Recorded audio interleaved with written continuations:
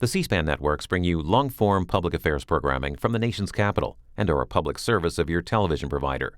C-SPAN, created by cable. Our nation is again tragically impacted by a mass shooting.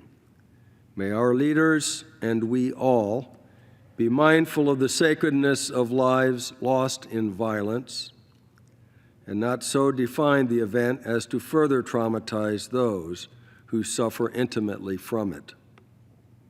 Once again, we will choose love over hate and compassion over intolerance. These are the themes of LGBT Pride Month, and they cannot be lost in this overwhelming tragedy. The chair would ask all present to rise for the purpose of a moment of silence.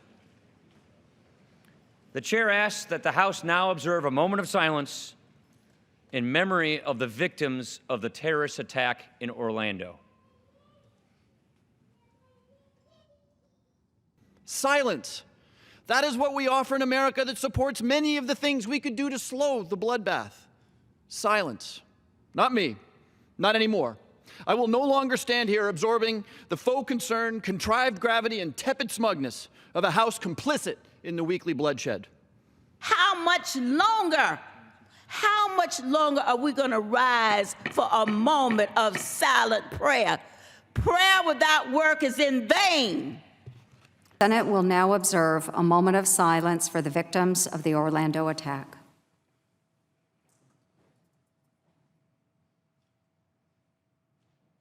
Either way, I'll call him what he really is, a coward,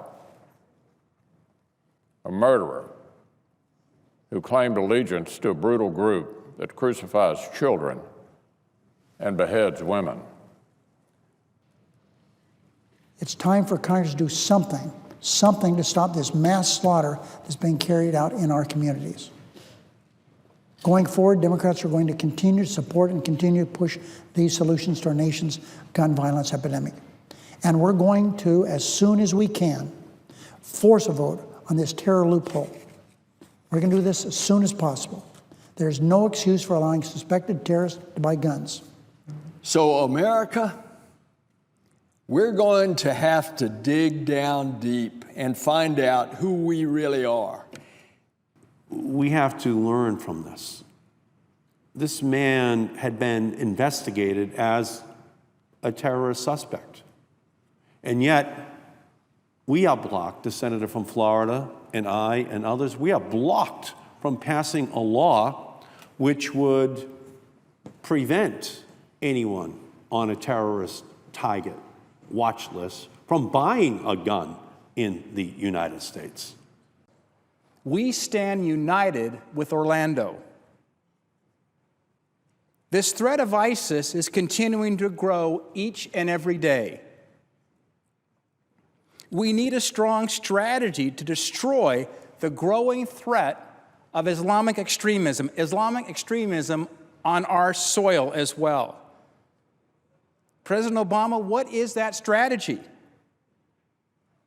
We need to go after aggressively radical jihadists who seek to destroy our way of life and disturb the peace in our communities. Help us to remember the warning of Dr. Martin Luther King Jr. when he said, "We must learn to live together as brothers and sisters, or we will die together as fools."